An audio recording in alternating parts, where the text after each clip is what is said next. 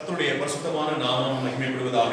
பிரியமானவர்களே, இந்த அருமையான வாரத்தின் முதல் நாள், இந்த மாதத்தினுடைய இந்த 3வது ஞாயிற்றுக்கிழமை, இந்த 2வது ஆராதனையில் கர்த்தரை தொழுது கொள்ளும்படி கூடி வந்திருக்கிற உங்களை கர்த்தராகிய இயேசு கிறிஸ்துவின் பரிசுத்தமான நாமத்தினால் உங்களை மனதார வாழ்த்துகிறேன்.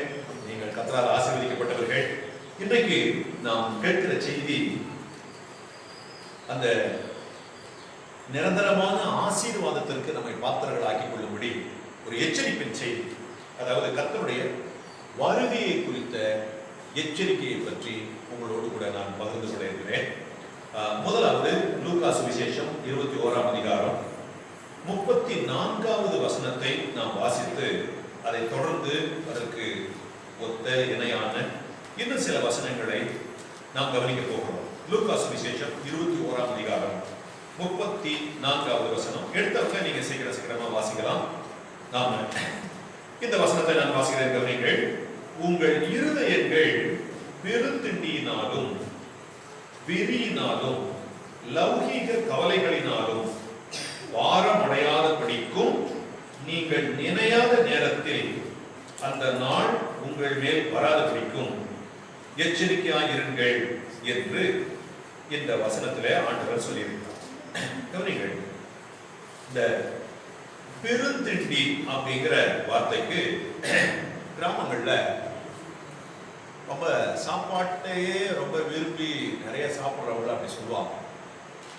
ஆனா இங்க இருக்கிற அர்த்தம் சற்று இன்னும் கொஞ்சம் ஆழமா இருக்கிறது. அதாவது நம்ம சாப்பிட்ற சாப்பாடு வயிற்றுக்கு போகும் இல்லையா? ஆனா இங்க சொல்ற விஷயம் இருதயத்தில் இருக்கிற விஷயத்தை சொல்லப்படுது.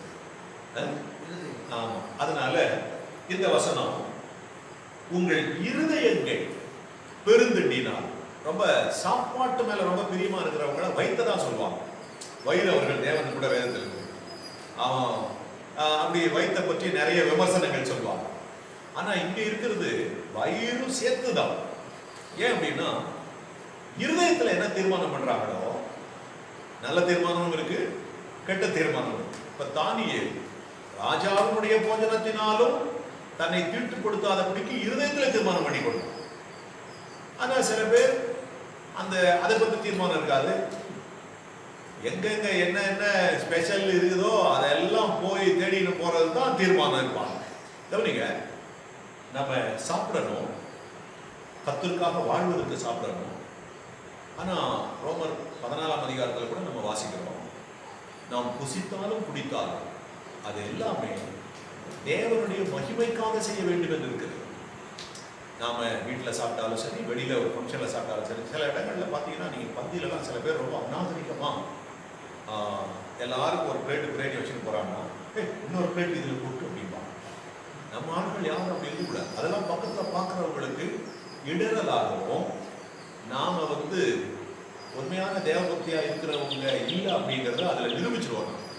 அப்புறம் அந்த போறவனெல்லாம் கூப்பிட்டு அந்த பீஸு கொடு, அதை வை இதை வை அப்படிங்கிறது அதெல்லாம் வெளியிலலாம் நம்ம வீட்லேயும் சரி வெளியே சரி.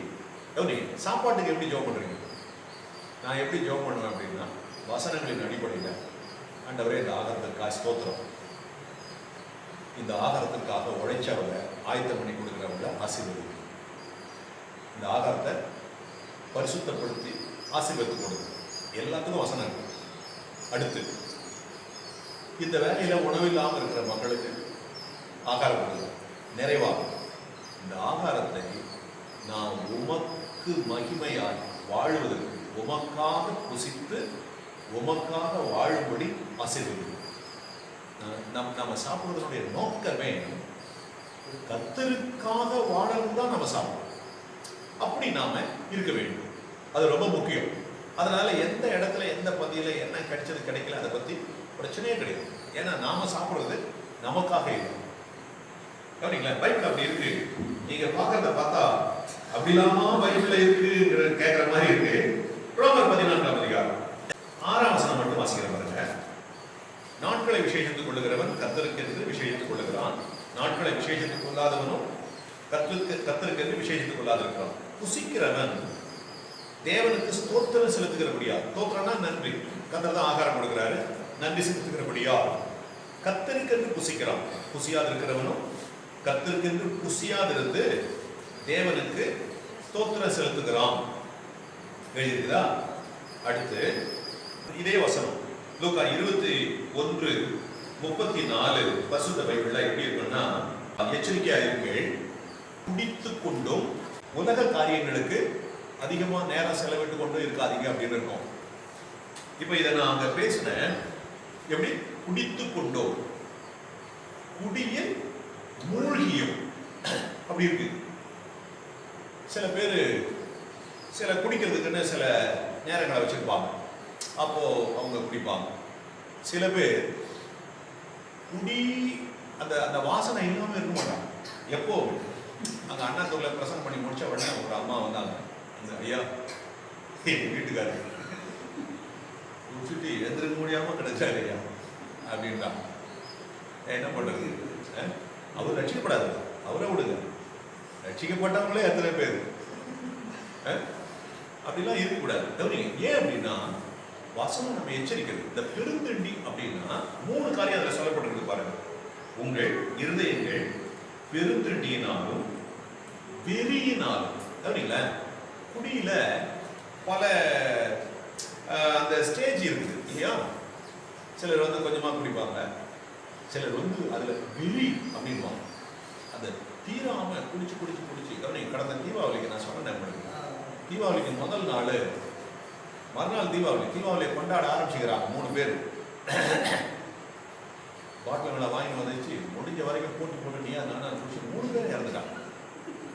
எவ்வளவு ஒரு வேதனையான காரியம் பாருங்களேன். அந்த அந்த 3 குடும்பத்தினுடைய நிலைமை என்னன்னா, இதுதான் வெறி. அந்த அதாவது அந்த லிமிட்டை மீறி இருக்கு. தொடர்றதே தப்பு தான், அதுல லிமிட்டு நியாயம் கிடையாது, அது எல்லாமே அநியாயம் தான். அதுல அந்தந்த லெவலுக்கு போறது, உயிரை விட அளவுக்கு குடிக்காம, அதுதான் குடித்து கொண்டும் குடியில் மூழ்கியும் இருக்கு.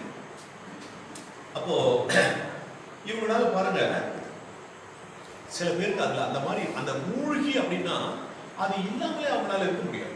அப்படி சில பேர் இருக்கிறாங்க. எப்படின்னா பாருங்க, அவங்களுக்கு சரீரம் அதனால பாதிக்கப்பட்டுரும். அந்த தண்ணி போடாம இருந்தாங்கன்னா இப்படி கை காலெல்லாம் உதறி இருப்பாங்க.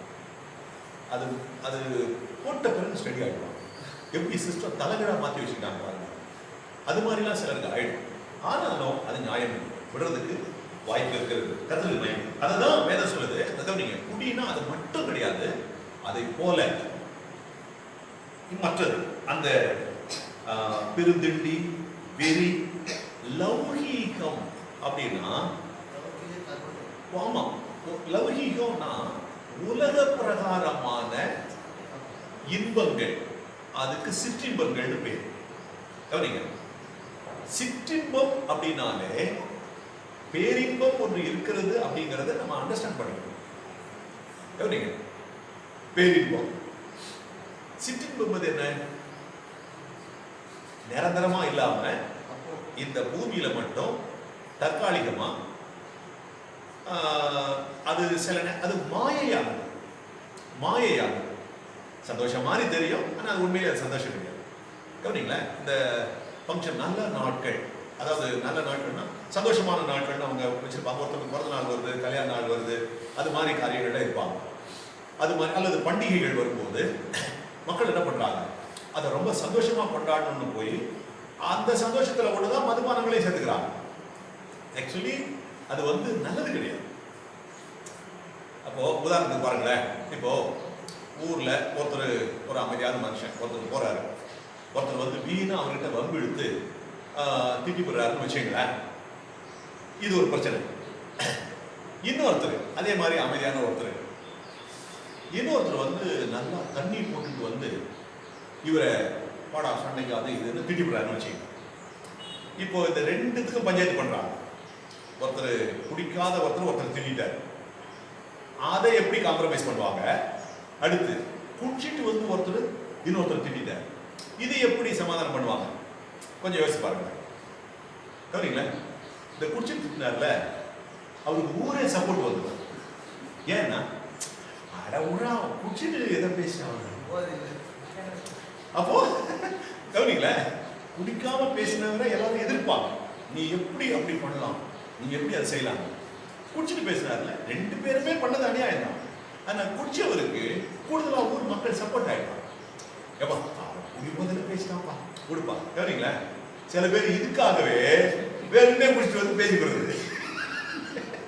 ஏன்னா அதை ஈஸியா விட்டுருவாங்க அப்படின்னு கவனிங்க. ஆனா அது உண்மை கிடையாது. ஒரு வேலை ரொம்ப போத ஓவர் ஆகிட்டு திட்டத்துக்கு தூண்டுற மாதிரி அது ஆகுமே தவிர, ஆனா தான் பண்றது தப்புன்னு நிச்சயமா அவங்களுக்கு தெரியும். ஆனா இந்த பஞ்சாயத்து பண்ண வந்தவங்கள நிறைய பேர் குடிக்காதவங்க, அவங்களுக்கு உண்மை தெரியாது. அவங்களே என்ன நினைச்சுப்பாங்க, இவர் தண்ணியை போட்ட உடனே இதெல்லாம் அவங்களுக்கு தெரியாது, தெரியாதனால தான் திட்டான்னு அவங்க நினைச்சுப்பாங்க. ஏன்னா அவங்களுக்கு இந்த அனுபவம் இல்லை பாருங்க. ஆனா அனுபவம் உள்ளவங்களுக்கு தெரியும் இது வேணும்னு நடக்கிற கதை தான் அப்படின்னு. அந்த மாதிரி பாருங்க. எதுக்கு சொல்றேன் அப்படின்னா, இந்த நம்முடைய இருதயங்கள் பெருந்தண்டியினாலும் வெறியினாலும், அந்த வெறிங்கிறது என்னன்னா, ஒரு தப்பு பண்றாங்க, குடியோ அல்ல புகையோ வேற ஏதோ ஒரு பாவ செயல், அதை சாதாரணமா செய்யறதை விட தீவிரமா அது இல்லாம நான் இல்லை அப்படிங்கிற மாதிரி செய்வாங்கல்ல, அதுதான் அது சம்பந்தமான வெறி. அது அவங்க தங்களை அதுக்கு அடிமையா ஒப்பு கொடுத்துடலாம். அந்த மாதிரி இருக்கிறவங்க விடுதலை பெறுறது ரொம்ப கஷ்டமான விஷயம். அடுத்து லௌகீக கவலை. கவனிங்களேன், நமக்கு 2 கவலை, 2ல் ஒரு கவலை. ஒன்று, இவ்வளவு பெரிதான ரட்சிப்பை குறித்து கவலையற்றிருப்போமானால் வரும் தண்டனைக்கு எப்படி தப்பித்துக் கொள்வோம் இல்லையா? இப்ப ஆக்சுவலி ரட்சிக்கப்பட்டிருக்கிற தேவனுடைய பிள்ளைகளாகிய நமக்கு நம்முடைய ரட்சிப்பு நிறைவேற மட்டும் நான் அந்த ரட்சிப்பை எழுந்துவிடக் கூடாதே. அதுதான் எபிரேயர் 2:4 நம்ம வாசிக்கிறோம். இப்பதான் அந்த வசனம் சொன்னேன் இல்லையா? ஆனா கவனிங்க, இது ரட்சிக்கப்பட்டவங்களுக்கு இருக்க வேண்டிய கவலை எது? என் ஆத்துமா ஈடேறணும், அந்த நித்திய ரட்சிப்பை நாம் பெற்றுக்கொள்ளணும். நீங்க ரட்சிப்புல நிறைய பேர் கர்த்தராகிய இயேசு கிறிஸ்துவை ரட்சகராக ஏற்றுக்கொண்டு நான் ரட்சிக்கப்பட்டேன்னு சொல்றாங்களே, அதுதான் நிரந்தரமா நித்தியமா ரட்சிக்கப்பட்ட மாதிரி நினைக்கிறாங்க. ஒரு வசனம், எபிரேயர் 5ஆம் அதிகாரம் 9வது வசனத்தை பாருங்க. எபிரேயர் 5:9, தாம் பூரணரான பின்பு தமக்கு கீழ்ப்படுகிற யாவரும் நித்திய ரட்சிப்பை அடைவதற்கு காரணராகி மெல்கிசேதேக்கின் முறைமையின்படியான பிரதான ஆசாரியர் என்று தேவனாலே நாமும் தரிக்கப்பட்டார். நீங்க இப்ப நாம எல்லாரும் ரட்சிக்கப்பட்டிருக்கிறோம். ரட்சிக்கப்பட்டிருக்கிறோம் என்றால் முழுமையான நித்தியமான ரட்சிப்பை பெற்றுக் கொண்டோம் என்று அர்த்தம் இல்லை. முழுமையான நித்தியமான ரட்சிப்பை பெற்றுக் கொள்ளுகிறதற்கு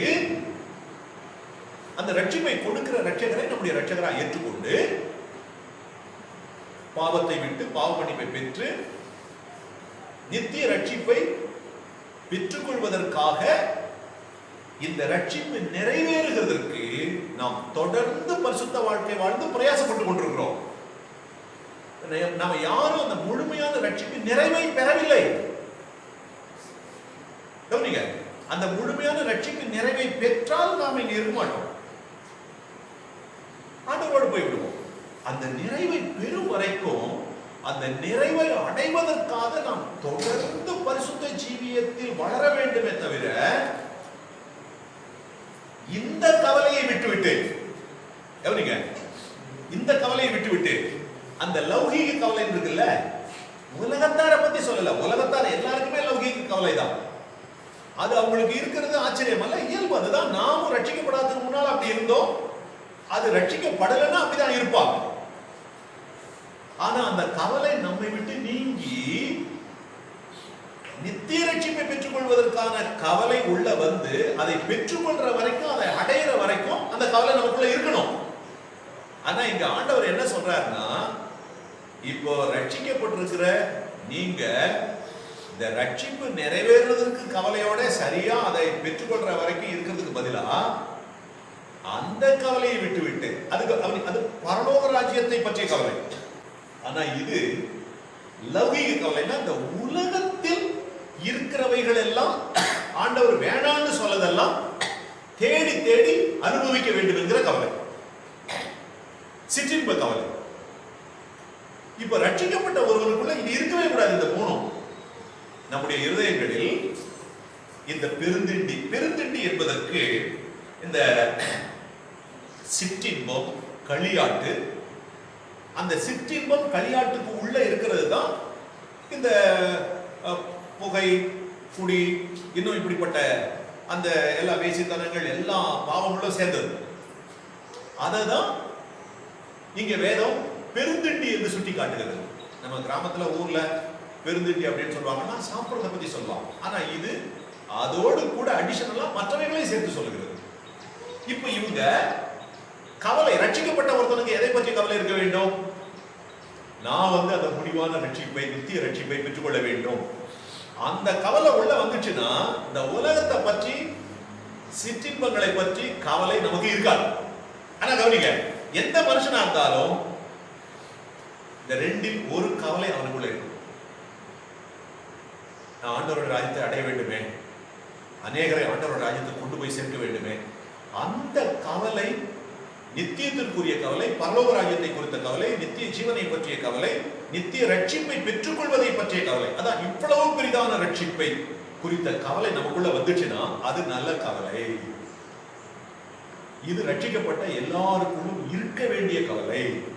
இந்த கவலை இருந்தா நிச்சயமா அவங்க கிட்ட இந்த சிற்றின்பங்களை பற்றி, உலக காரியங்களை பற்றிய கவலை நிச்சயமா இருக்கவே இருக்காது. ஏன் அப்படின்னா கவனிங்களேன், உலகத்தார் உலகத்துக்குரியவர்களை பற்றி கவலைப்படுவாங்க. நம்மை கர்த்தர் நாம உலகத்தார் இல்லைன்னு சொல்லியிருக்காரு. அப்ப நாம பரலோகத்துக்குரியவர்கள், பரலோகத்துக்குரிய காரியங்களை குறித்து தான் எப்பொழுதும் கரிசனையாக நாம் இருக்க வேண்டும். சுருக்கமாக இன்றைக்கு உங்களோடு கூட சில காரியங்களை நான் பகிர்ந்து கொள்ள போகிறேன். இதை குறித்து நாம் மிகவும் எச்சரிக்கையாக இருக்க வேண்டும். உதாரணத்துக்கு இங்க எசேக்கியேல் 33ஆம் அதிகாரத்துல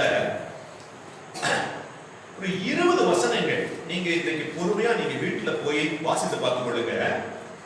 அதுல முதல் ஒரு 5 வசனங்களை கொஞ்சம் சீக்கிரமா வாசிங்க பார்க்கலாம். எசேக்கியேல் 33ஆம் அதிகாரம் முதல் 5 வசனம். கர்த்தருடைய வார்த்தை எனக்கு உண்டாகி, மனுபுத்திரனே, நீ உன் ஜனத்தின் புத்திரரோட பேசி அவர்களோட சொல்ல வேண்டியதாவது, நான் தேசத்தின் மேல் பட்டயத்தை வர பண்ணுகிறேன். தேசத்தின் ஜனம் தங்கள் எல்லைகளில் உள்ள ஒருவனை அழைத்து அவனை தங்களுக்கு காவல்காரனாக வைத்த பின்பு, இவன் தேசத்தின் மேல் பட்டயம் வருவதை கண்டு எக்காலம் ஊதி ஜனத்தை எச்சரிக்கும் போது, எக்காலத்தின் சத்தத்தை கேட்கிறவன் அதை கேட்டும் எச்சரிக்கையாய் இராமல் பட்டயம் வந்து அவனை வாரி கொள்வதற்கு உண்டானால் அவனுடைய இரத்தப்பழி அவன் தலையின் மேல் சுமரும். அவன் எக்காலத்தின் சத்தத்தை கேட்டும் எச்சரிக்கையாய் இருக்கவில்லை, அவனுடைய இரத்தப்பழி அவன் பேரிலே சுமரும். எச்சரிக்கையாய் இருக்கிறவனோ தன் ஜீவனை தப்புவித்து காவல்காரன் பட்டயம் வருவதை கண்டும் அவன் எக்காலம் ஊதாமலும் ஜனங்கள் எச்சரிக்கப்படாமலும் பட்டயம் வந்து அவர்களில் யாதொருவனை வாரி கொள்வதற்கு உண்டானால் அவன் தன் அக்கிரமத்திலே வாரி கொள்ளப்பட்டான். ஆனாலும் அவன் இரத்தப்பழியை காவல்காரன் கையிலே கேட்பேன். இததான் இந்த 20ஆம் வசனம் வரைக்கும் இன்னும் விளக்கி ஆண்டவர் பேசியிருப்பார். இதை நீங்க புரிந்து கொள்ள வேண்டும். கவனிங்கள், இப்போ இந்த செய்தியில எசேக்கியேல் சொல்றாரு, கர்த்தர் தன்னிடத்தில் பேசினவைகளை சொல்றார். எசேக்கியேல் பழைய ஏற்பாட்டு திருச்சபையினுடைய தீர்க்கதரிசி. இப்ப இந்த தீர்க்கதரிசி அந்த திருச்சபைக்கு காவல்காரனா இருக்கிறார். அதுதான் ஓமான். உதாரணம் என்ன அப்படின்னா, ஒரு பட்டணம், அதை சுற்றிலும் மதில் சுவர், அந்த மதில் சுவர் மேல காவல்காரர்கள் இருப்பாங்க. இதை நீங்க அமைச்சர்கள் இருக்கிற இடம், கோட்டை, கம்பெனியினுடைய நிர்வாகங்கள் அங்கெல்லாம் பார்த்தீங்கன்னா செக்யூரிட்டி வச்சிருப்பாங்க. அப்போ அது எதுக்கு அப்படின்னா, இந்த கம்பெனிக்கு விரோதமா, இந்த நிர்வாகத்துக்கு விரோதமா, அமைச்சர்களுக்கு எதிராக யாரும் எதிரிகள் உள்ளே வந்து விடக்கூடாது, தாக்குதல் நடந்து விடக்கூடாது, திருடு போய்விடக்கூடாது. இதை கண்காணிக்கிறது தான் காவலாளர்கள் வைத்திருப்பாங்க. அது போல திருச்சபைக்கு காவலனாக கர்த்தர் ஊழியக்காரனை வச்சிருக்கிறார். இப்போ இந்த ஊழியக்காரனுக்கு தெரியாம சபைக்கு எந்த பாதிப்பும் வராது, எந்த அழிவும் வராது. ஏன்னா இவர் தானே காம்பவுண்ட் செவர் மேல நிக்கிறவர். அப்ப என்ன பண்ணுவாங்கன்னா, லிட்டரலா அந்த நாட்கள் ராஜாக்கள் கோட்டைக்கு மேல நிற்பாங்க. இதுக்கு முன்னால நம்ம வாஸ்து கொண்டு வந்த பகுதியெல்லாம் கூட நீங்க பாத்தீங்கன்னா இந்த காவலன் மேல நிற்பான். அப்ப வந்து எதிரிகள் வரும்போது இந்த காவலன் பார்த்துட்டு சொல்லுவான், உள்ள ராஜாவுக்கு வேலைக்காரன் தூது சொல்றவங்கிட்ட யாரோ ஒரு தனியாக ஒரு மனிதன் கோட்டையை நோக்கி வருகிறான். இந்த செய்தி உடனே ராஜாவுக்கு போகும். அப்புறம் கொஞ்ச நேரம் கழிச்சு அந்த ஓட்டம் இந்த மனுஷனுடைய ஓட்டம் போல இருக்கிறது அப்படின்னா அவன் நல்ல மனுஷன், அவன் நல்ல செய்தி கொண்டு வருவான் அப்படி சொல்லுவான். பின்னால் இன்னொரு மனுஷன் வருகிறான் அல்லது ஒரு கூட்டமாய் வருகிறார்கள் அப்படிங்கும் போது இந்த ராஜா என்ன பண்ணுவான், அப்போ நம்முடைய காவலர்களை அனுப்பி அவங்க யாரு சமாதானமா வர்றாங்களா என்னன்னு கேளு அப்படின்பா. அப்ப எகு கூட இப்படி வரும்போது எதிரில் போவான். ஒருத்தன் போய் இந்த ராணுவ வேற ராஜா சமாதானமா கேட்க சொன்னார். அவன் சண்டைக்கு வரான். சமாதானமா வர இல்ல, உனக்கு என்ன வேலை, நீ ஏன் கூட வாடான்னு அவனுக்கு பிடிச்சிப்பான். அப்புறம் இன்னொரு ஆளா அனுப்புவான். அது மாதிரி இந்த காவல்காரன் பார்த்து அந்த கோட்டைக்கு வெளியே என்ன சூழல் இருக்குன்னு உள்ள சொல்லுவான். அதுக்கு நடவடிக்கை ராஜாவும் உள்ள இருக்கிற அதிகாரிகளும் எடுப்பாங்க. அது மாதிரி திருச்சபைக்கு ஊழியக்காரனை கர்த்தர் காவலனாய் வைத்திருக்கிறார். இப்போ இந்த திருச்சபை எப்ப பாதுகாப்பா இருக்கும் அப்படின்னா, கர்த்தருடைய வார்த்தைக்கு கீழ்ப்படிந்து நடக்கும் போது எந்த தீங்கும் அணுகாமல் கர்த்தரால் பாதுகாக்கப்படும். சோ யோபுவினுடைய வீட்டை பத்தி கூட போட்டிருக்கு. யோபுவையும் அவன் வீட்டையும் அவனுக்கு உண்டான எல்லாவற்றையும் கர்த்தர் வேலி அடைத்து காத்தார்னு 1ஆம் அதிகாரத்துல படிக்கிறோம். 9, 10, 11 வசனங்கள்ல நம்ம பார்க்கும்போது வரும். அப்போ ஒரு ஏன் யோபு வீட்டை கர்த்தர் பாதுகாத்தார்? அந்த நாள்ல யோபு வீடு மட்டுமா இருந்தது பூமியில? இருந்தவன் எல்லாரும் தான் வீட்டுல இருந்தான். ஆனா யோபு வீட்டை தவிர தேவனுடைய பாதுகாப்பு வேற எந்த வீட்டுக்குமே போடல. ஆனா வேதம் தேவனிடத்தில் பட்சபாதம் இல்லைன்னு இருக்கு. அப்ப ஏன் யோபு வீட்டுக்கு மட்டும் வேலி போட்டால் மற்றவங்க வீட்டுக்கு வேலி போடல? தேவன் பட்சபாதம் இல்லாதவர் தான். அவரையே நம்பி அவருக்காக உத்தம சாட்சியா யார் வாழறாங்களோ அந்த எல்லாரும் வீட்டுக்கு வேலி போடுவார். அவரை மதிக்காமல் அவரை விட்டு விலகி யார் வாழறாங்களோ அவங்களுக்கு அவர் பாதுகாப்பு போடணும்னு அவருக்கு அவசியம் இல்லை. சரியா?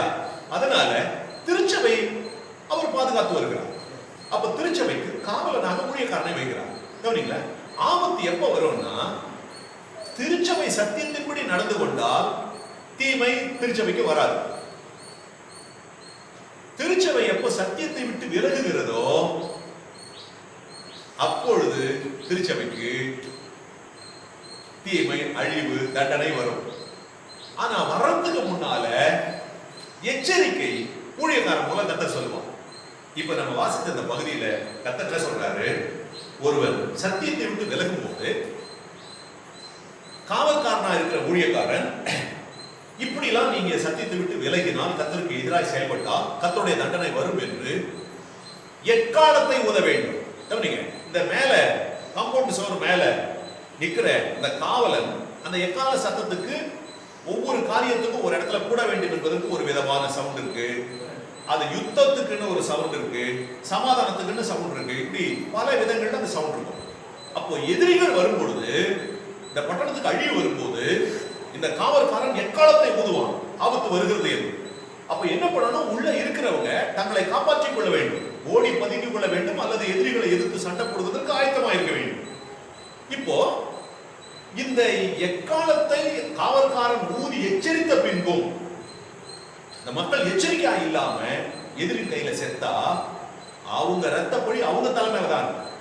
ஏன்னா உன் சாவுக்கு நீ தான் காரணம். ஏன்னா உன்னை எச்சரித்தும் நீ உன்னை பாதுகாத்துக் கொள்ளாததுனால இந்த இந்த மரணத்துக்கான காரணம் நீ தான் அப்படின்னு முடிஞ்சிடும். ஆனா அழிவு வருகிறதை, எதிரி வருகிறதை இந்த காவலன் பார்த்திருந்தும் எக்காலத்தை ஊதி ஜனங்களை எச்சரிக்காம இருந்து இந்த ஜனங்க செத்தா அந்த இரத்தப்பழி இந்த காவலன் மீது தான் வரும். அதுதான் இப்ப நம்ம வாசித்த பகுதி. இப்ப கவனிங்க, அதனாலதான் சில நேரங்கள்ல திருச்சபையில ஊழியக்காரங்க பாவத்தை கொடுத்து கண்டித்து பேசும்போது சில பேர் சத்தியத்துக்கு கீழ்ப்படிந்து உணர்ந்து தங்களை திருத்திக் கொள்கிறார்கள். சில பேர் இவர் என்ன பத்தி தான் பேசுறாரு அப்படின்னு வருத்தப்பட்டு இடரல் அடைகிறார்கள். சிலர் நேரடியா ஊழியக்காரர்கிட்ட சண்டைக்கே போய் விடுகிறார்கள். இவருக்கு என்ன பத்தி தான் சொல்லிட்டு இருக்கிறாங்க. ஆனா இந்த செய்தியை எச்சரிக்கை சொல்றது தேவன். இல்லைன்னா சபைக்கு ஊழியக்காரனா இருக்கிறோம், ஊழியக்காரங்க விசுவாச மக்களை தேவன் சபையை நேசிக்கிறார், ஊழியக்காரங்க சபையை நேசிக்கிறோம். அப்புறம் ஏன் பிரச்சனை இருக்கு வருது? நாம் சத்தியத்துக்கு கீழ்ப்படியாத போது தேவன் எச்சரிப்பின் செய்தியை சொல்கிறார். இதை நீ சொல்லிடணும். கவனிங்க, அந்த ஊழியக்காரன் சொல்லாவிட்டால் திடீர்னு உங்களுக்கு அந்த மாதிரி ஆபத்து எதனா அழிவு வந்துச்சுன்னா அதுக்கு ஊழியக்காரன் தான் பொறுப்பு. அது எவ்வளவு கஷ்டம் இல்லையா? உத்தரவாதம். அதனால்தான் எச்சரிப்பின் செய்தியை கர்த்தர் சொன்னா அதை உடனே சபைக்கு சொல்லிவிட வேண்டும். ஏனென்றால் சொன்னை அவங்க கேட்காம தண்டிக்கப்பட்டா அந்த பாதிப்பு ஊழியக்காரன் மேல வராது.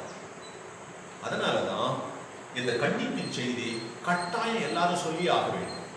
கவனிங்க, எதுக்குன்னா இது ஒரு முன்னெச்சரிக்கை தான், நாம் தப்பான வழியில போய்விடாதபடி.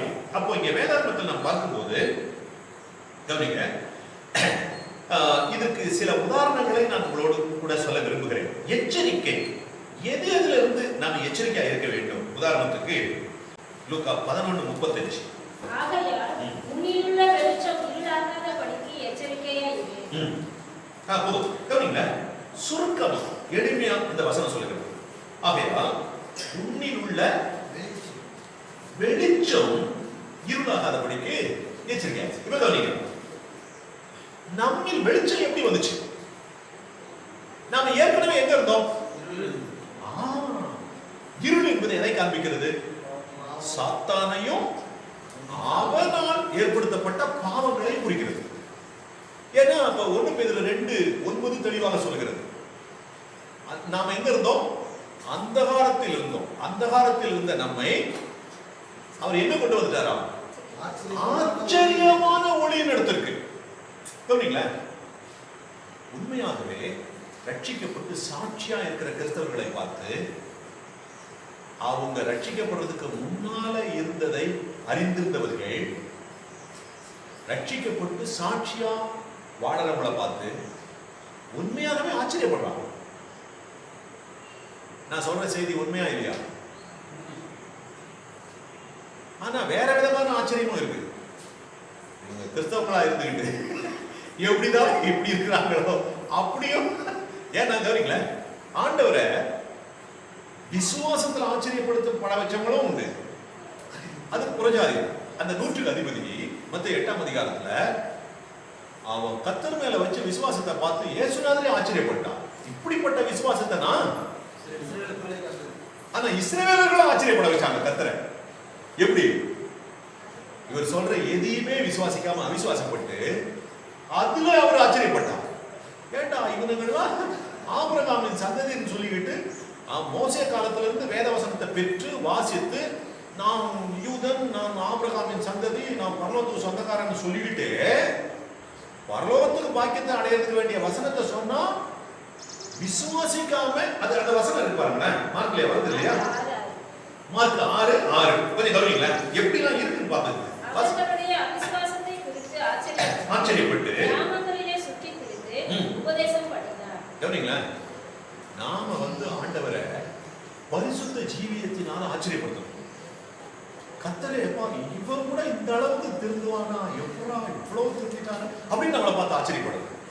அடுத்து நாமெல்லாம் மாம்சத்தின்படி ஆபிரகாமின் சந்ததி இல்லை, நாம புறஜாதியிலிருந்து ரட்சிக்கப்பட்டவங்க. நாம தேவன் மேல வைக்கிற விசுவாசத்தை பார்த்து நம்முடைய ஆண்டவரும் ஆச்சரியப்படணும். நாம ரட்சிக்கப்படாம பாவத்துல வாழ்ந்த போது நம்ம கூட சேர்ந்து குடிச்சு வெறிச்சு எல்லா அக்கிரமம் பண்ணிட்டு இருந்தவனும் இப்ப நம்மளை பார்த்துட்டு ஏய் நம்ம கூடவே பண்ணி மாதிரி சேர்த்துல போறோம்னா இன்னைக்கு இவன் நாம நினைச்சு கூட பார்க்க முடியாத அளவுக்கு எப்படா இவன் வாழ்க்கையில இவ்வளவு பெரிய ஒரு உண்மை, பரிசுத்தம், நீதி எப்படி இவனால முடியுது அப்படிங்கிற அளவுக்கு ஆச்சரியப்படுற மாதிரி நம்ம வாழணும். 2 விதத்திலையும் ஆச்சரியப்படுற வைக்கிற ஆட்கள் சபையில இருக்குதான் செய்யலாம். அதுல விசுவாசத்தினாலும் பரிசுத்த ஜீவியத்தினாலும் மற்றவங்களை ஆச்சரியப்படுற வைக்கிற மாதிரி வாழ்க்கை மட்டும்தான் நம்ம வாழணுமே தவிர, ஆமா இவங்க ஊழியக்காரங்களா இருந்தும் விசுவாசியா இருந்தும் எப்படா இவ்வளவு மோசமா இருக்கிறாங்க, விசுவாசமே இல்லாம இருக்கிறாங்கன்னு நம்ம ஆண்டவரே மற்றவங்களையும் ஆச்சரியப்பட வைக்கிற வேலையில இறங்கக்கூடாது. ஆமா அது அது அப்ப நம்ம புரிந்து கொள்ள வேண்டும். கவனிங்க, இந்த வசனம் சொல்லுகிறபடி இந்த வெளிச்சம் இப்ப பாருங்க, நாம ஏற்கனவே எங்க இருந்தோம்? அந்தகாரத்தில் இருந்தோம். கவனிங்க, இருள் என்பது சாதாரணமா இருளை குறிக்கிறது. அந்தகாரம்னா எப்படி தெரியுமா? இந்த எகிப்துல இஸ்ரவேல் மக்களை ஆண்டவர் விடுதலை ஆக்குறதுக்கு மோசே அனுப்பின போது அவன் விடாம அந்த ராஜா மண்ணு கட்டும் போது அங்க வந்த வாதைகள்ல ஒண்ணு 3 நாள் காரிருள கர்த்தர் கட்டளையிட்டார். அந்த இருள் எப்படி தெரியுமா? கவனிங்களேன், 2 விதத்துல நமக்கு எதிரில் இருக்கிறது தெரியாது. ஒன்று கண் பார்வை இழந்துட்டா நமக்கு முன்னால் இருக்கிறது தெரியாது. இன்னொன்னு கண் பார்வை நல்லா இருந்தோம் முழுவதும் இருள் ஆயிட்டாலும் ஒண்ணும் தெரியும். அந்த எகிப்தில் இருக்கிற ஆட்கள் நம்மள மாதிரி இப்படி உட்கார்ந்து நின்றுட்டு இருந்தவன் இருள் வந்த பிறகு 3 நாள் அவன் இருந்த இடத்துல இருந்து நவரவே இல்லையா. அப்போ எவ்வளவு இருளா இருக்குன்னு பாருங்க. அமாவாசை இருட்டை விட பயங்கர இருள், அது பேரு. அதுதான் அந்தகாரம்.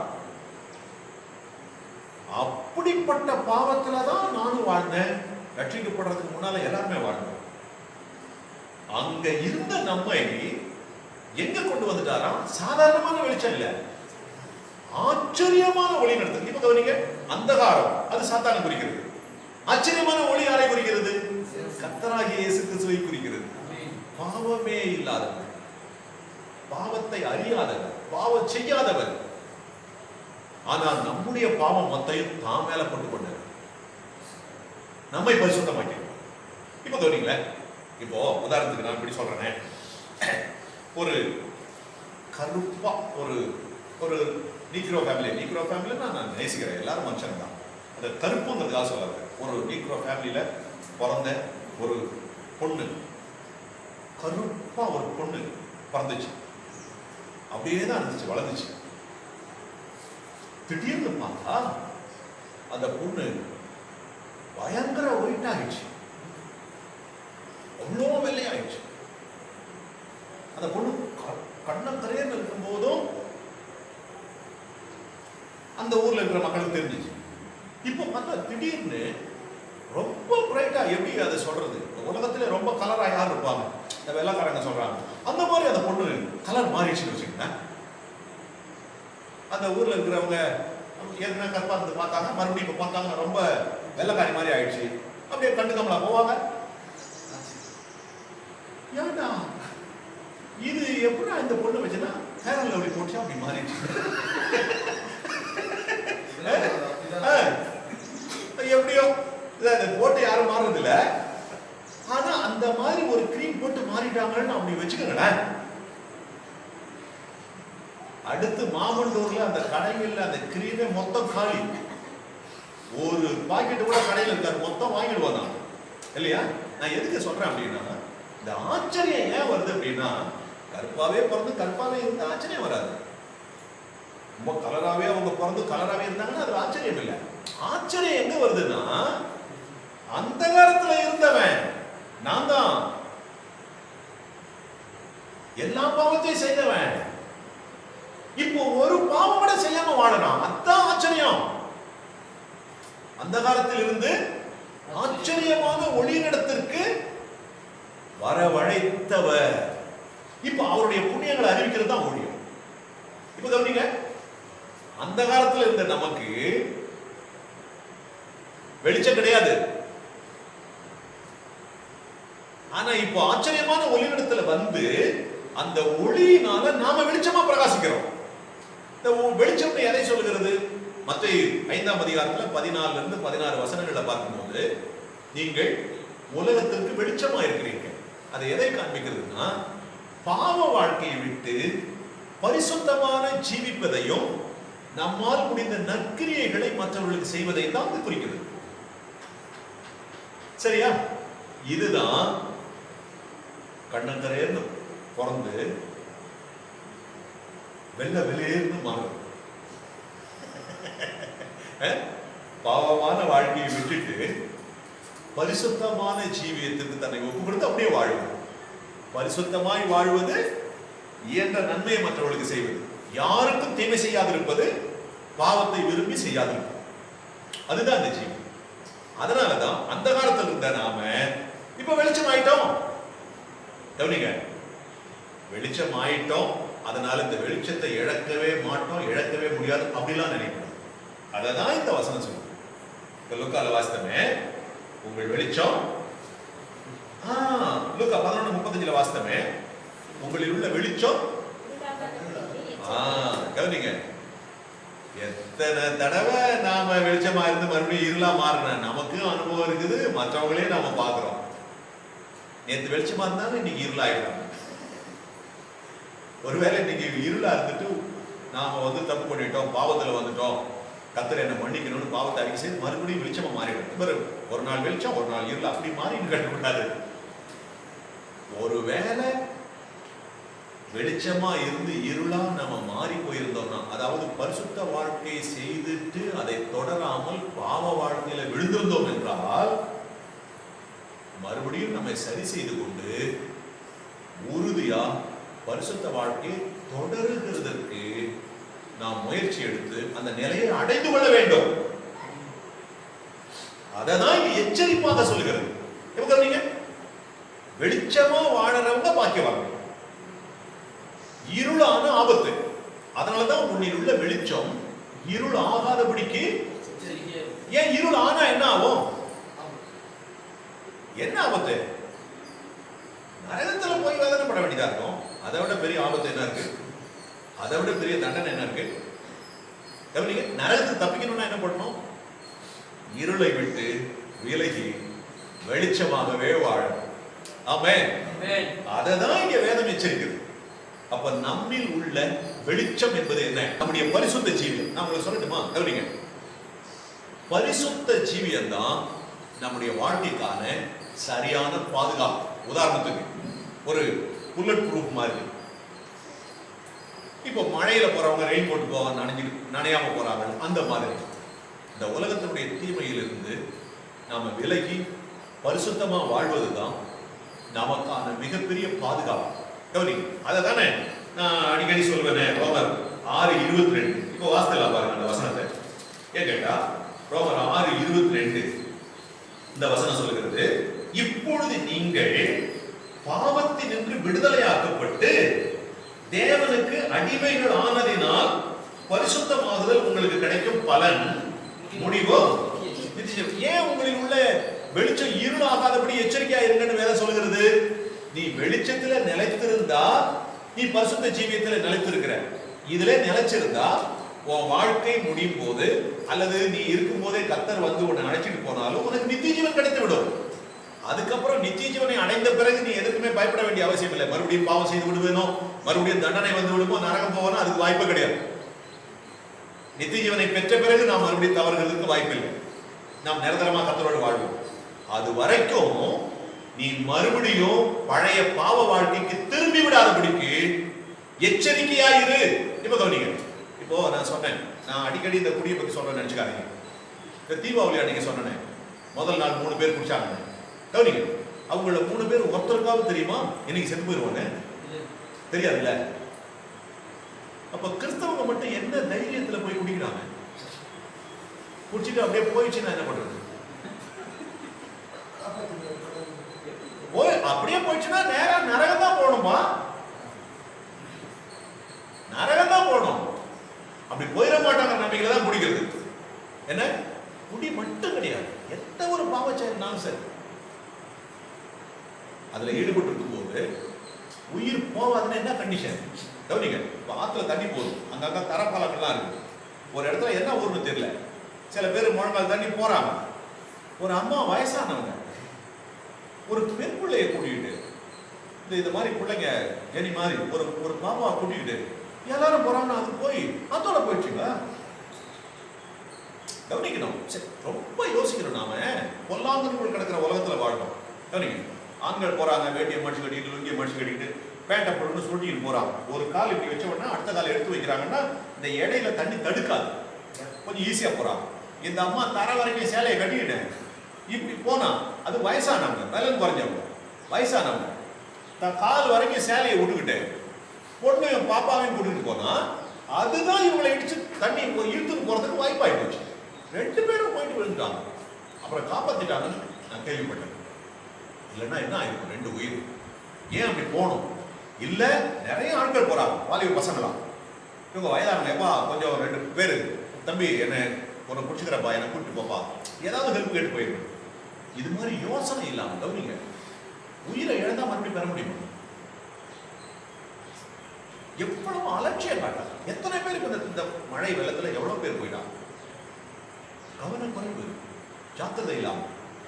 அப்ப நம்ம கவனிக்க வேண்டும். அப்போ இந்த எச்சரிப்பு உன்னில் உள்ள இருள், உன்னில் உள்ள வெளிச்சம் இருளாகாதபடிக்கு எச்சரிக்கையாயிருங்கள். இந்த எச்சரிக்கை வேதத்துல ஏராளம் சொல்லப்பட்டிருக்கு. அதுக்கு அந்த எச்சரிக்கையை எல்லாம் நம்ம கை கொண்டு கவனமாக இருக்க வேண்டும். அடுத்து அதே மாதிரி நிறைய காரியங்கள் சொல்லப்பட்டிருக்கிறது. மிக முக்கியமா கவனிங்க, எபிரேயர் 12ஆம் அதிகாரம் 26வது வசனம். நிறைய பேர் ரொம்ப பாதிக்கக்கூடிய விஷயம், அதனாலதான் ஒரு சிலது மட்டும் உங்களுக்கு சொல்றேன். எபிரேயர் 12:16. ஒருவனும் வேசி கண்ணனாகவும் ஒருவேளை போஜனத்துக்காக தன் சேஷ்டபுத்திர பாகத்தை விற்றுக்கொண்ட ஏசாவை போல சீர்கெட்டவனாகவும் இராதபடிக்கும் எச்சரிக்கையாய் இருக்கிறது. ரெண்டு முக்கியமான விஷயம் இதுல சொல்லப்பட்டிருக்கிறது. வேசி கள்ளன் என்று சொல்லப்பட்டிருக்கிறது. இந்த கள்ளன் என்கிற வார்த்தை திருடனுக்கு அர்த்தமா இருக்குது. அதாவது அந்த மாதிரி திருட்டுத்தனமாக அப்படி வேசித்தன காரியங்களை குறித்து வேதம் சொல்கிறது. கவனிங்க, ரட்சிக்கப்பட்ட திருச்சபையாராகிய நமக்குள்ள இந்த பேர் முதலாய் சொல்லப்படக்கூடாதுன்னு எபேசியர் 5ஆம் அதிகாரத்தில் வருகிறது. ஊழியக்காரர்கள், விசுவாச மக்கள், ஆண்கள், பெண்கள் யாரிடத்துல இந்த பேர் முதலாய் சொல்லப்படக்கூடாது அப்படின்னு கவனிங்க. ஏன்னா பரலோக ராஜ்யத்தை அடைய வேண்டும் என்பதுதான் நம்முடைய பிரதானமான நோக்கம் இல்லையா?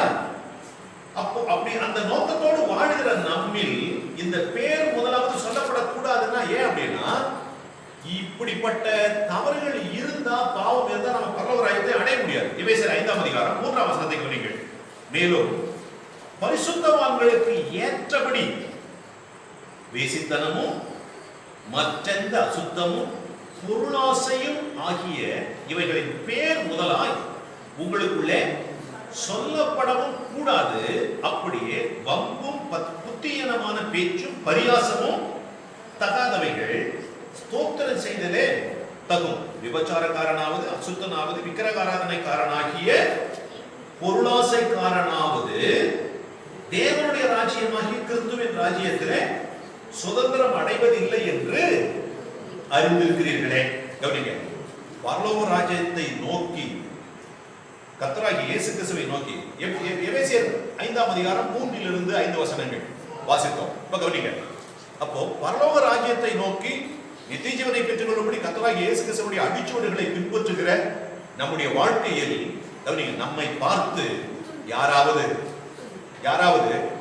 இந்த ஆளு, இந்த அம்மா, இந்த ஆண், இந்த பெண் இப்படிப்பட்ட பாவ சிந்தை உள்ளவங்க, செயல் உள்ளவங்க, இந்த ஆளு பொருளாசை உள்ளவன், பணாசை உள்ளவன், அப்படி ஒரு பேர் முதலாவது நம்மில் யாரை பற்றியும் யாரும் சொல்லாத அளவிற்கு நாம் வாழ வேண்டும். பொருளாசை நம்முடைய நித்திய ஜீவனை பெற முடியாத அளவுக்கு நம்மை தடுத்து விடக்கூடிய அளவுக்கு நமக்கு எதிராக செயல்படுகிற சாத்தானுடைய ஆயுதமாக இருக்கு. அததான் இந்த வசனத்துல சொல்லப்பட்டிருக்கிறது. நம்மில் இந்த இப்ப நம்ம எபிரேயர்ல வாசித்த போல அந்த 12:16 ஒருவனும் வேசிக்கல்லனாகவும், கவனிங்க, ஒருவேளை போஜனத்துக்காக சேஷ்ட புத்திர பாகத்தை விற்று கொண்டவன். கவனிங்க, 109ஆம் சங்கீதம் 17ஆம் வசனம் கொஞ்சம் எடுத்துக்கு. இன்றைக்கு நிறைய திருச்சபைகள்ல, சமீபத்துல கூட கவனிங்க, ஊழியக்காரர் கூட்டத்துல திருச்சபைகள்ல ஆசீர்வாதத்திற்கு எதிராய் பேசுவதை அத ஒரு தேவனுக்கு பிரியமான காரியத்தை போல, இவங்க கர்த்தருக்காக காண்பிக்கிற வைராக்கியத்தை போல, இவங்க ரொம்ப அதாவது பொருளாசை பணாசை வெறுத்தவர்கள் என்பதை காண்பிப்பதற்காக நிறைய பேர் நீங்க பாத்தீங்கன்னா ஆசீர்வாதத்திற்கு எதிராகவும் பேசி வருகிறார்கள். ஆசீர்வாதம் என்ற பேர்ல நம்ம ஏமாந்து போக கூடாது. ஆனா நாம எப்பொழுதும் ஆசீர்வாதத்தை விரும்புகிறவர்களாக இருக்க வேண்டும். அது ரொம்ப முக்கியம். சில பேருடைய பேச்சை கேட்டு அந்த அந்த அங்க வந்து ஆசீர்வாதம் வெறும் ஆசீர்வாதமே பேசுறாங்க அப்படி சொல்லுவாங்க. என்ன ஆசீர்வாதம்னா உனக்கு வெறுமையா தெரியுதா? அப்படித்தான் இந்த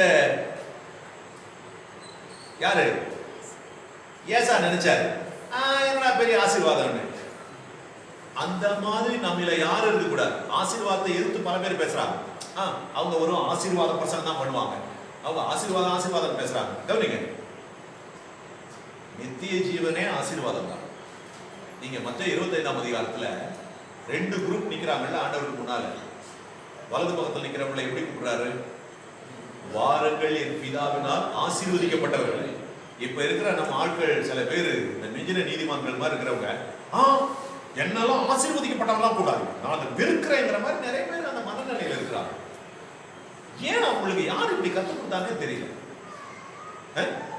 கவனிங்களா, ஆசீர்வதிக்கப்பட்டவனா இராவிட்டால் பரலோகத்துல நமக்கு இடம் கிடையாது. ஒருவன் ஒருத்தி ஆசீர்வதிக்கப்பட்டவனாக ஆசீர்வதிக்கப்பட்டவளாக இல்லாவிட்டால் நிச்சயமா அவன் சபிக்கப்பட்டவனாக தான் இருக்க முடியும், சபிக்கப்பட்டவளாக தான் இருக்க முடியும். இந்த 2 பிளாட்ஃபார்ம் தவிர வேற 3வது பிளாட்ஃபார்ம் கிடையாது. ஒன்று ஆசீர்வதிக்கப்பட்டவர்கள், இன்னொன்று சபிக்கப்பட்டவர்கள். நீ ஆசீர்வாதத்தை வெறுத்தன்னா அப்ப எதை விரும்புற? அதுதான் உனக்கு வரும். பாருங்க 109ஆம் சங்கீதம் வாசி 17வது வசனம். சாபத்தை விரும்பினான் அது அவனுக்கு வரும், அவன் ஆசீர்வாதத்தை விரும்பாமல் போனான் அது அவனுக்கு தூரமாய் விலகி போகும். நீங்க என்ன பண்ண போறீங்க? நான் எப்பொழுதும் கர்த்தர் எனக்கு வைத்திருக்கிற ஆசீர்வாதத்தை விரும்புகிறேன். நான் பணாசை வெறுக்கிறேன், பொருளாசை வெறுக்கிறேன். ஆனா கர்த்தர் எனக்கு வைத்திருக்கிற ஒரு ஆசீர்வாதத்தையும் நான் விரும்பாம இருக்க மாட்டேன், வெறுக்க மாட்டேன். சாபத்தை இயேசு கிறிஸ்துவின் நாமத்தில் வெறுக்கிறேன், தரித்திரத்தை வெறுக்கிறேன். ஆண்டவர் தெளிவா சொல்லிட்டார், நீ விரும்புறது உனக்கு கிடைக்கும், நீ வெறுக்கிறது உனக்கு வராது. கவனி, நான் நிறைய தேவ மக்கள் மனதுல கூட சந்தோஷம் இல்லை, ஒரு நிறைவா ஆசீர்வதிக்கப்பட்டதை உணராம பரிதாபமான நிலைமையில இருக்கிறத பார்க்கும்போது நான் நினைப்பேன், ஏன் இவங்க நிலைமை இப்படி இருக்கு? ஆவிக்குரிய ஆசீர்வாதம் நமக்கு வேணும்.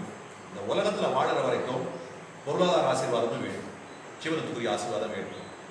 ஆனா வேதம் தெளிவா சொல்லுது, நீ எதை விரும்புறியோ அதான் உனக்கு வரும்.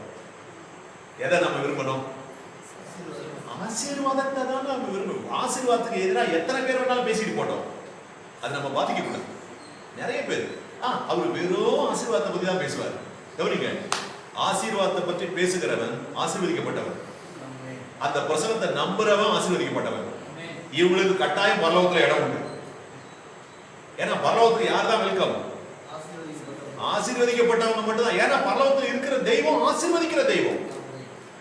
இஸ்ரவேலை ஆசீர்வதிப்பதே அவருக்கு பிரியம். ஆசீர்வாதத்தை விரும்புறவங்க தான் அவருக்கு பிரியம். எங்க அப்பா என்ன ஆசீர்வதிக்கிறாரு, என் தேவன் சிருஷ்டிகர்த்த,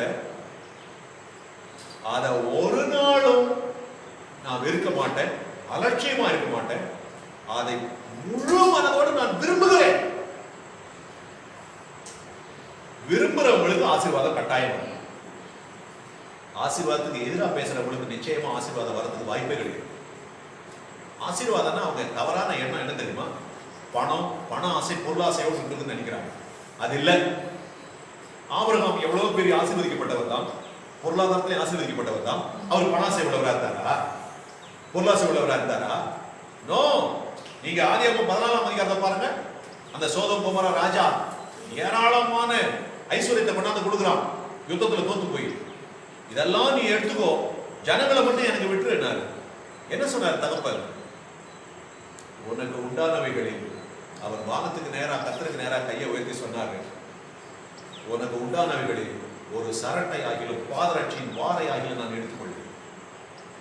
வானத்தையும் பூமியையும் உடைய தேவனாகிய கர்த்தருக்கு முன்பாக தன் கையை உயர்த்தி. ஆபிரகாம் பொருளாசையை வெறுத்தவர், பணாசையை வெறுத்தவர். அதனாலதான் கர்த்தர் அவரை அவ்வளவு ஆசீர்வதித்தார். ஆமென். ஆனா அவர் ஆசீர்வாதத்தை வெறுத்தவர் அல்ல, ஆசீர்வாதத்தை விரும்பினவர். அவருக்கு சொல்லப்பட்ட வாக்கு தத்தத்துல ஆதியாகமம் 12ஆம் அதிகாரம் 2ஆம் வசனத்துடைய கடைசி பகுதி என்ன சொல்கிறது? பூமியில் உள்ள வம்சங்கள் எல்லாம் உனக்குள் ஆசீர்வதிக்கப்படும். நாம் ஆபிரகாமுடைய பிள்ளைகள், ஆசீர்வதிக்கப்பட்டவர்களாகத்தான் இருக்க வேண்டும். ஆசீர்வாதத்தை விரும்ப வேண்டும், ஆசீர்வாதத்தை பேச வேண்டும். ஆமென். ஆவிக்குரிய ஆசீர்வாதத்துக்கும் ஆசீர்வாதம் தான் பேரு, ஜீவனத்துக்குரிய ஆசீர்வாதத்துக்கும் ஆசீர்வாதம் தான் பேரு. 2 ஆசீர்வாதமும் கட்டாயம் முழுமையாய் நமக்கு தேவை. நான் ஒரு நாளும் ஆசீர்வாதத்துக்கு எதிராக பேச மாட்டேன். ஏன்னா அது எனக்கு வராம போயிடுது. நான் அதை விரும்புகிறேன், அதை எல்லாரும் பெற்றுக்கொள்ள வேண்டும் என்று விரும்புகிறேன். ஆமென். நீங்க ஆசீர்வதிக்கப்பட்டவங்க. இந்த ஆசீர்வாதங்கள் உங்க மேல கட்டாயம் வரும். ஆமென். நீங்க நிறைய பாத்தீங்கன்னா ஆசீர்வாதத்துக்கு எதிராக பேசுற ஆள்லாம் அப்புறம் போய் ஊரெல்லாம் கடனுக்கு வட்டிக்கு தேடி கிடக்கு. அதனால நம்முடைய தேவன் நம்மை ஆசீர்வதிக்கிறார். ஆண்டவர் மேம்பட. ஆனா எவரிங்க தேவனுடைய ஆசீர்வாதம் நமக்கு வேணும், பொருள் ஆசை நமக்கு இருக்கக்கூடாது. ஒரு வசனம் அந்த லூக்கா 12ஆம் அதிகாரம் 15வது வசனத்தை ஒருத்தர் வாசிங்க. லூக்கா 12:15. லூக்கா 12:15. பின்பு அவர் அவர்களை நோக்கி, பொருளாசையை குறித்து எச்சரிக்கையாய் இருங்கள். ஏனெனில் ஒருவனுக்கு எவ்வளவு திரளான ஆஸ்தி இருந்தாலும் அது அவனுக்கு ஜீவன் அல்ல என்றார். கவனிங்க, நம்முடைய கவனிங்க, பணம் உலகத்துல நிறைய சில பேர் ரொம்ப பணக்காரங்களா இருக்காங்க, சில பேர் நடுத்தர குடும்பம், சில பேர் ரொம்ப தரித்திரமா இருக்கிறாங்க. ஆனா நமக்கு தேவன் கொடுத்திருக்கிற ஜீவன் இருக்கு இல்லையா, அதுக்கு இந்த உலகத்தில் இருக்கிற எந்த ஐஸ்வர்யமும் ஈடாகாது, இணையாது. அதனால நம்ம புரிஞ்சுக்கணும்.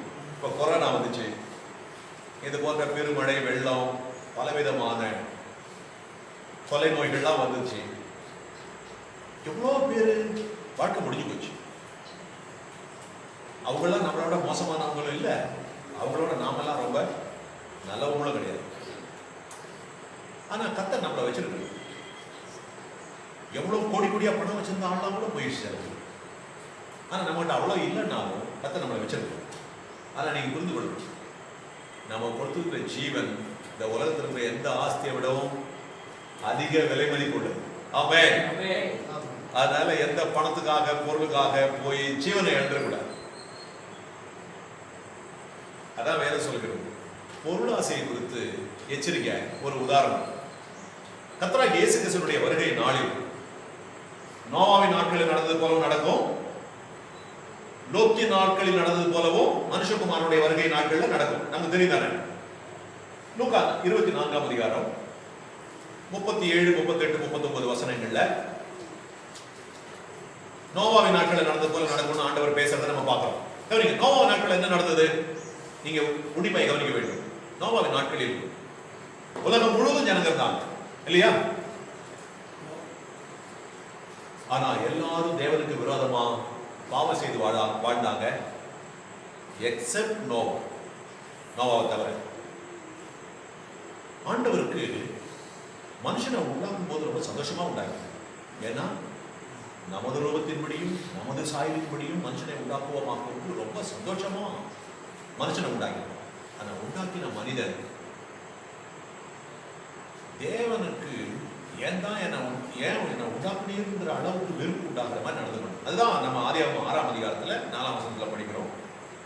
கர்த்தர் நோவாட்ட சொல்வாரு, மனுஷனை உண்டாக்கினது எனக்கு மனதுக்கு விசனமா இருக்கிறது. இன்னைக்கு கூட நிறைய பெற்றோர்கள் பிள்ளைகளால் ரொம்ப பாதிக்கப்பட்டவங்க நிறைய பேர் இருக்கிறாங்க. சில பெற்றோர்கள், சில தாய்மார்கள் ஏன்தான் அந்த பிள்ளையை பெத்தணும் அப்படின்னு சாகர வரைக்கும் கண்ணீர்லேயே இருந்து செத்தவங்களாம் இருக்கிறாங்க. கவனிங்க, பயங்கர கெட்ட பேர் வாங்கி வைக்கிறாங்க. அந்த மாதிரி மன நோவு உண்டாக்குகிறார்கள். உதாரணத்துக்கு சொல்றேன், ஒரு சில பிள்ளைகளை பெற்றிருக்கிற பெற்றோர்களுக்கே பிள்ளைகள் அடங்காம ஊர்ல கெட்ட பேர் வாங்கி வச்சு அப்படி இன்னும் தீவிரவாதியா போய் கொள்ளக்காரனாக குடிப்பட்டு அவமானங்களை ஏற்படுத்தி அதனால பெற்றோர்கள் எத்தனை பேர் தற்கொலை கூட பண்ணிட்டு இருக்காங்க, ரோசக்காரங்க. அது மாதிரிலாம் நடந்துடுறாங்க.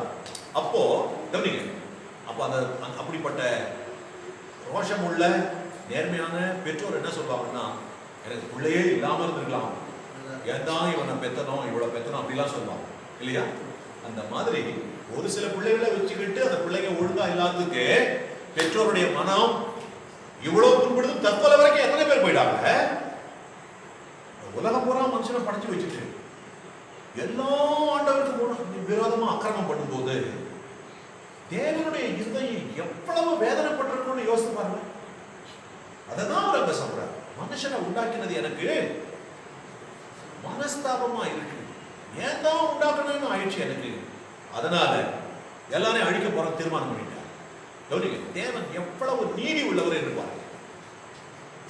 உலகம் முழுதும் அக்கிரமக்காரங்க, நோவாவை தவிர.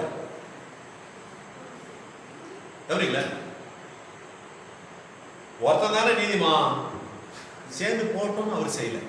கவனிங்க, இப்படிப்பட்ட வசனங்களை நம்ம தியானிக்கும் போது நமக்கு இருக்க வேண்டிய தைரியம் என்ன தெரியுமா?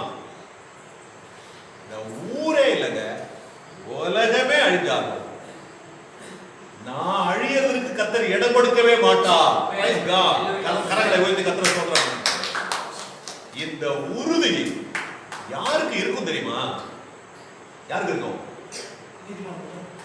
நோவாவை போல யார் தேவனோட சஞ்சரித்து, கவனிங்க, அவருக்கு சப்போர்ட் பண்றதுக்கு கூட ஒரு நீதிமான் கூட கிடையாது. ஐயா வாங்கய்யா நாம 2 பேரும் சேர்ந்து ஜெபிப்போம், ஒரு ஆளும் கிடையாது. குடும்பத்துல மனைவி பிள்ளையும் அப்படி தகுதி கிடையாதுங்க. ஏன்னா நோவா பற்றி எசேக்கியேல்ல சொல்லும்போது, இந்த உலகத்துல எத்தனை விதமான அழிவு வந்தாலும் 3 பேர் தான் தான் நீதினால் தப்பிப்பாங்கன்னு போட்டிருக்குல்ல. நோவா, யோபு, தானியேல். அப்புறம் எப்படி அவர் மனைவி பிள்ளைகளை சேர்க்க முடியும்? அப்ப அந்த உலக அழிவுல தான் நீதினால் தப்பினா நோவா மட்டும்தான் தப்பிப்பார், உலகமே அழிஞ்சாலும். ஆனா அவர் நிமித்தம் குடும்பத்தாருக்கு கர்த்தர் கிருபை பாராட்டுகிறார். கரங்களை வைத்து கர்த்தரை ஸ்தோத்திரம் பண்ணுங்க. நான் உங்களை கேட்டுக்கொள்றேன், குடும்ப தலைவர்கள், குடும்ப தலைவிகள், தேவனுக்கு பிரியமாய் வாழுவதற்கு நம்மை அர்ப்பணிக்க வேண்டும். கவனிங்க, நாம தேவனுக்கு பிரியமா வாழ்ந்துட்டோம்னா நம்ம குடும்பத்தை பத்தி நம்ம கவலைப்படுறதுக்கு அவசியமே இருக்கா. கர்த்தர் கிருபை பாராட்டுவோம். ஆனா நீங்க நிறைய இடங்கள்ல என்ன நடக்குது தெரியுமா? குடும்ப தலைவருக்காக தான் குடும்பமே ஜெபம் பண்ணிட்டு கிடக்கு. இப்ப காலையில நான் அங்க அண்ணாத்தூர்ல பிரசங்கம் பண்ணேன், வந்தேன். பிரசங்கம் முடிச்ச உடனே ஒரு அம்மா வந்து, அவங்க குடும்ப தலைவர் தான், எழுந்திருக்கவே முடியாத அளவுக்கு போட்டு கிடக்கிறாரு ஐயா. கவனிங்க, ரட்சிக்கப்பட்டு நீதிமான்களா இருக்கிறவங்களுடைய குடும்பம் எவ்வளவு பாக்கியம் பெற்றிருப்பாங்க. அப்ப இந்த நோவா தான் நான் உங்களுக்கு சொல்றேன், நோவா ஒருத்தர் தான் நீதிமான். தேவன் உலகத்தை அழிக்க முடிவு பண்ணிட்டார். ஆனா கவனிங்க, அதான் வேதம் சொல்லுது, பக்கத்தில் 1000 பேரும் வலது பக்கத்தில் 10000 பேர் விழுந்தாலும் அது உன்னை உலகமே அழிஞ்சால் சதாயா. நாம நீதிமான்களாய் வாழ்ந்தால் நிச்சயமா நமக்கு பயமே வராது.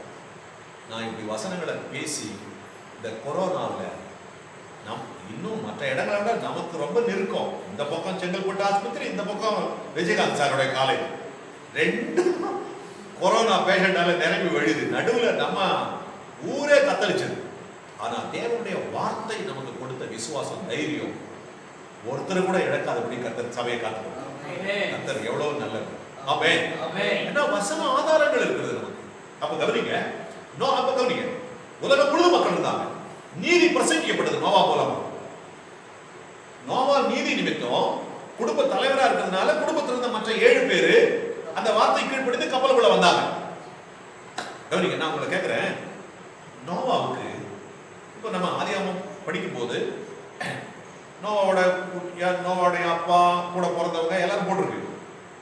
இப்போ நோவோட கூட பிறந்தவங்க, நோவோடைய சித்தப்பா பெரியப்பா தம்பிங்க, அந்த மாதிரி உறவினர்கள் அந்த நாட்டில் இருந்தாங்களா இல்லையா? சரி, நோவா கல்யாணம் பண்ணார்ல மாமனார் வீட்டு சைடு, அவங்க மனைவியுடைய பெற்றோர், உடன்பிறப்புகள், சித்தப்பா பெரியப்பா இருந்தாங்களா இல்லையா? அப்பெல்லாம் நிறைய பிள்ளைகளை பெற்றுக்கொள்வாங்க, எண்ணிக்கை அதிகமா இருந்திருக்கும். சரி, அப்புறம் நோவா 3 மகன்களுக்கு கல்யாணம் பண்ணார்ல, 3 சம்பந்திங்க வீடு, அந்த சம்பந்திங்க வீடு சொந்தம் எல்லாம் இருந்தாங்களா இல்லையா?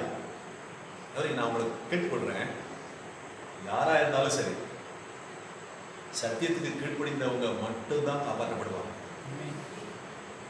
அது நம்ம பெற்றவங்களா இருக்கலாம், கூட பிறந்தவங்களா இருக்கலாம், புருஷனா இருக்கலாம், மனைவியா இருக்கலாம், பிள்ளைகளா இருக்கலாம், பேர பிள்ளைகளா இருக்கலாம், மருமக்களா இருக்கலாம்.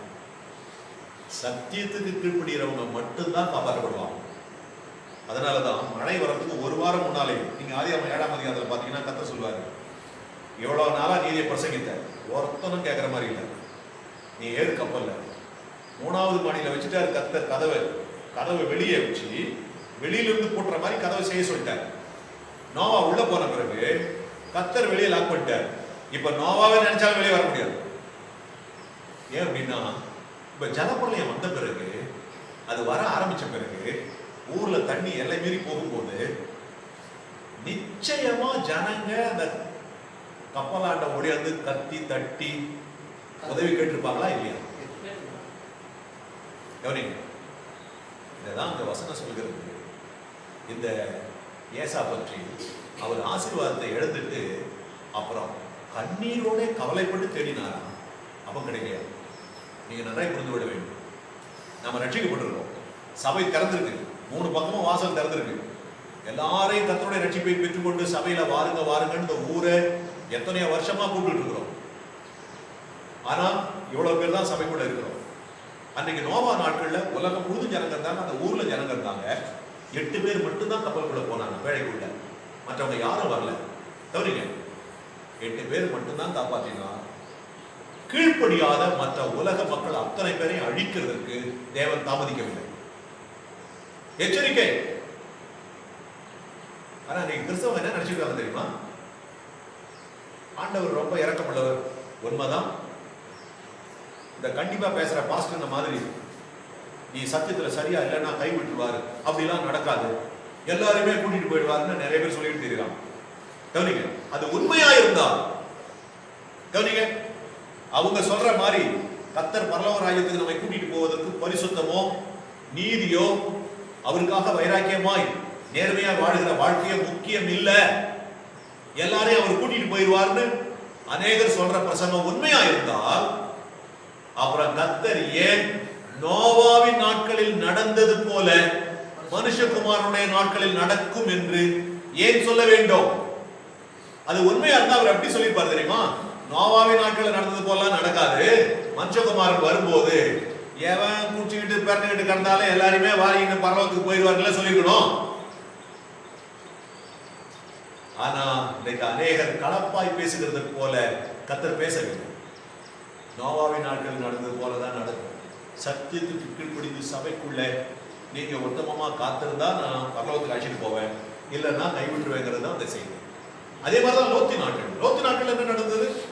அந்த சோதோம் கொமோரா முழுவதும் அக்கிரமத்தினாலே நிறைந்து அந்த மக்கள் வாழ்ந்து கொண்டிருந்தார்கள். கர்த்தர் அவர்களை அழிக்க திட்டம் பண்ணினார். வானத்திலிருந்து அக்கினிய கந்தகமும் இறக்கி அழிக்க வேண்டும் என்று தீர்மானம் பண்ணிவிட்டார். பார்த்தா அந்த ஊருக்குள்ள ஒரு நீதிமான் இருக்கிறார், அவர்தான் லோத்து. லோத்துக்கு குடும்பம் இருக்கிறது, மனைவி 2 பிள்ளைகள் இருக்காங்க. கர்த்தர் இரக்கம் வைத்து சொல்றாரு, நான் இதை அழிக்கிறதுக்கு முன்னால நீ ஊரை விட்டு காலி பண்ணுனா அவங்க கிளம்பவே மாட்டேங்கிறாங்க. ஏன் நினைக்கிறீங்க? அவங்க புறப்படுறதுக்கு தாமதம் பண்றதுக்கு என்ன காரணம் நினைக்கிறீங்க?